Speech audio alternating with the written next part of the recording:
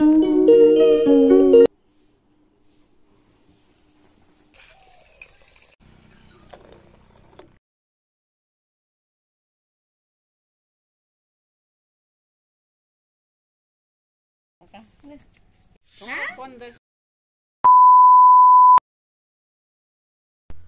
Family, good morning and welcome back to my new blog. তো আপনারা সবাই কেমন আছেন? আশা করছি আপনারা সবাই ভালো আছেন আর আমিও খুব ভালো আছি।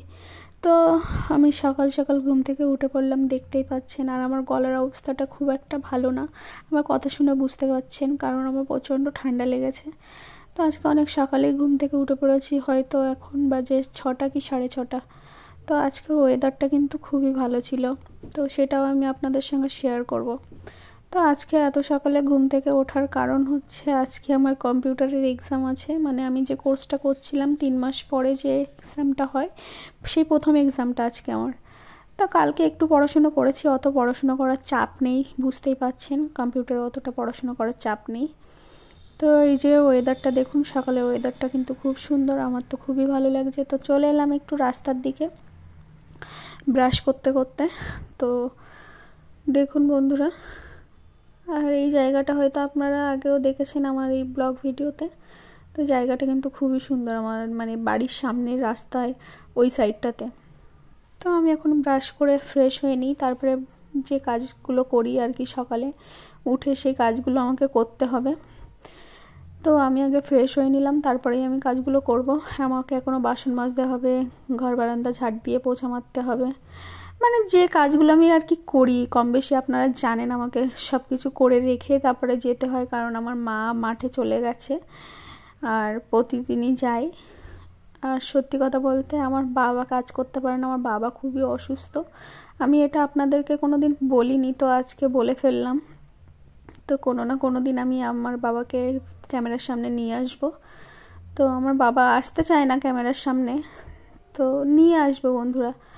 তো আপনারা কিন্তু অবশ্যই আমার পাশে থেকে আমাকে সাপোর্ট করবেন। তো আমি এখন বাসনগুলো নিয়ে চলে এলাম কলে। তো এখন আমি এই যে যেখানে আমরা খাওয়া দাওয়া করি সেখানটা পোছা মেরে নিচ্ছি। তো পোছাটা মেরে তারপরে আমি বাসনগুলো মেজে একটু চা করব, সবাইকে দেব।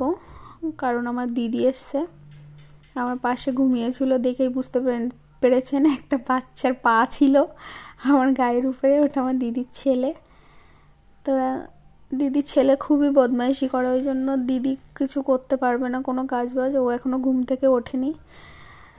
আর কম বেশি আমি করে রেখে যাব, তারপরে যতটুকু করার সেগুলো আমার দিদি করবে, যেহেতু দিদি আছে ওই জন্য একটু নিশ্চিন্তে যেতে পারবো পরীক্ষাটা দিতে। তো বন্ধুরা আমি বাসনগুলো মেজে নিচ্ছি।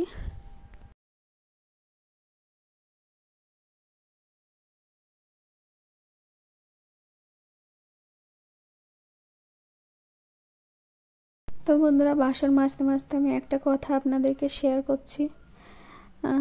আমার বাবা কিন্তু খুবই অসুস্থ, আমার বাবা কোনো কাজ করতে পারে না। তো আমি কোনো দিন আগে বলিনি আপনাদেরকে, হয়তো আপনারা বলবেন যে ইউটিউবেতে ভিডিও করছে বাবার নাম করে, ভাইরাল হওয়ার চেষ্টা করছে, কিন্তু না, সেরকম কোনো ইন্টেনশন নেই আমার। তো আমি জানি না আমার এই চ্যানেলটা কতটা এগোবে, কিন্তু আশা করছি আপনাদের ভালোবাসায় ঠিক আমি একদিন চ্যানেলটা অনেক বড় করতে পারবো, বা আমার এই ফ্যামিলিটা, যে ছোট ফ্যামিলিটা আছে আমার ইউটিউবে, এই ফ্যামিলিটাও আমি অনেক বড় করতে পারবো। আর কথা বলতে বলতে দেখুন আমাদের অন্তরানী চলে এসছে ওর বুনুকে নিয়ে।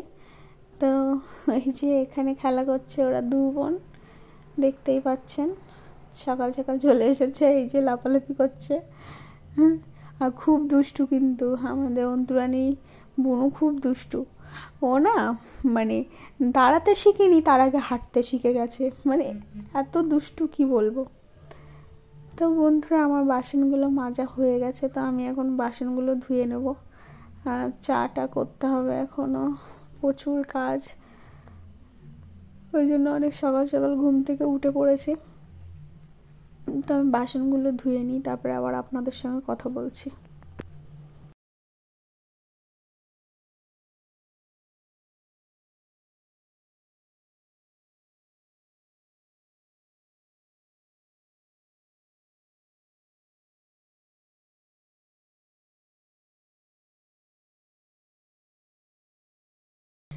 তো বন্ধুরা, আমি যখন আমার বাবার কথাটা সবাইকে বলেই দিলাম, তাহলে আমার বাবাকে তো আপনাদেরকে দেখাতেই হবে, তাই না?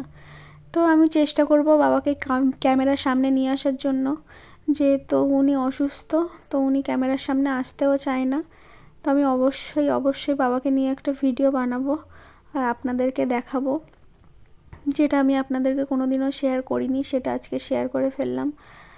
তো কিছু বলার নেই, আমার যখন 9 বছর বয়স ছিল তখন আমার বাবার স্ট্রোক হয়ে প্যারালাইসিস হয়ে গেছে।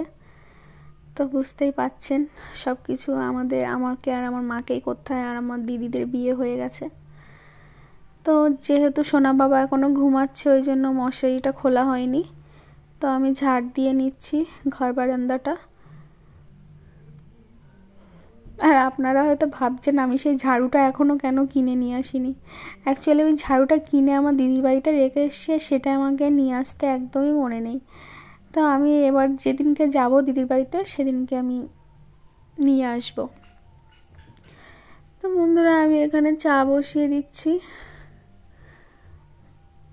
আমি কিন্তু লিকার চা খেতেই ভালোবাসি, কিন্তু যেহেতু দিদি আছে, দিদি দুধ চা খায়, ওই জন্য তো আমাদের লিকুইড দুধ নেই, আমরা পাউডার দুধ দিয়েই চা করি। জলটা ফুটে উঠেছে, তো দিয়ে দিলাম চিনি। আর আমি কিন্তু চায়ে খুব মিষ্টি কম খাই। আপনারা কে কেমনভাবে চা বানান আমাকে অবশ্যই বলবেন। আমি এভাবেই বানাই। এই যে আমি একটু গরম জল তুলে রেখেছিলাম, তাতে পাউডার দুধটা মিশিয়ে ঢেলে দিলাম। তো আমার চাটা হয়ে গেছে, তো আমি নামিয়ে নিলাম। আর এখন দিয়ে আসবো দিদিকে, বাবাকে, আর আমিও খাবো, আর একজন আছে তো ওনাকেও দেব।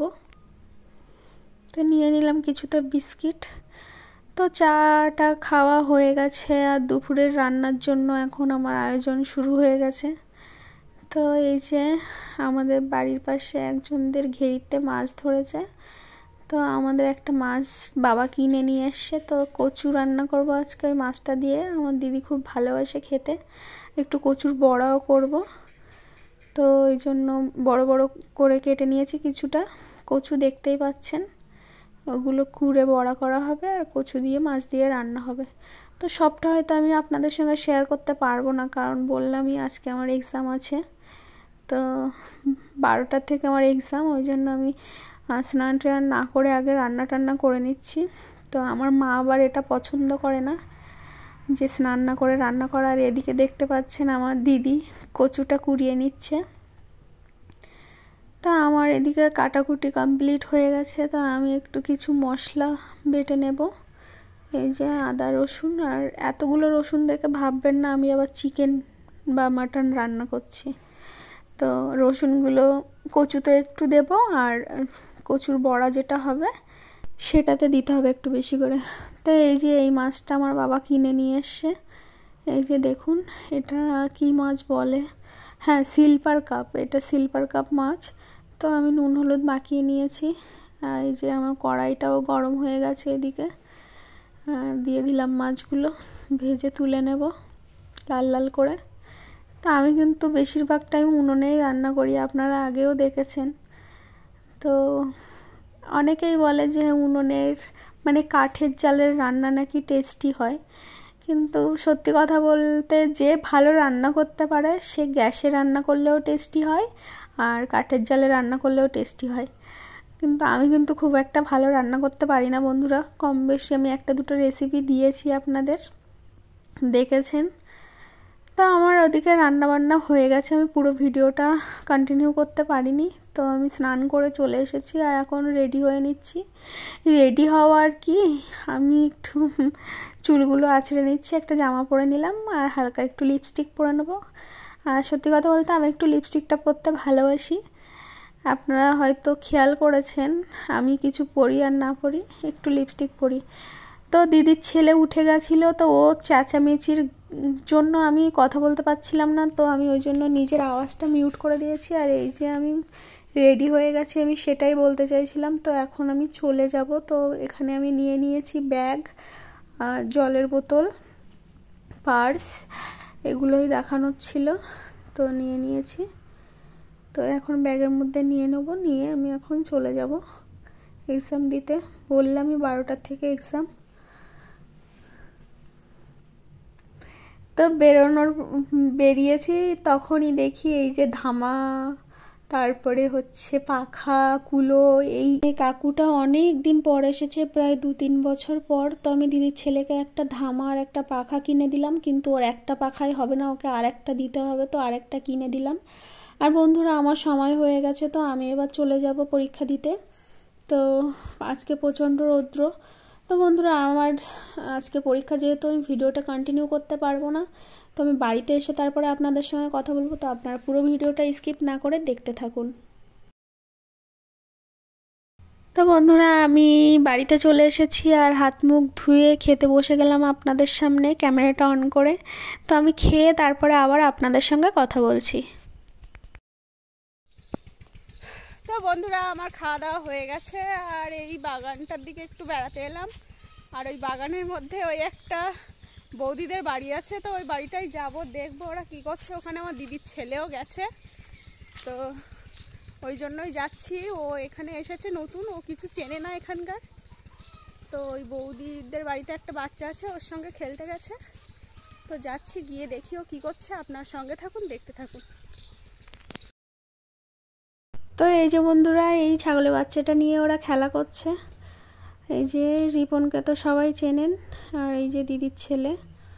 তো এই যে রিপন আর ছাগলের বাচ্চাটা আমিও কোলে নিয়েছি। এত কিউট ছাগলের বাচ্চাটা।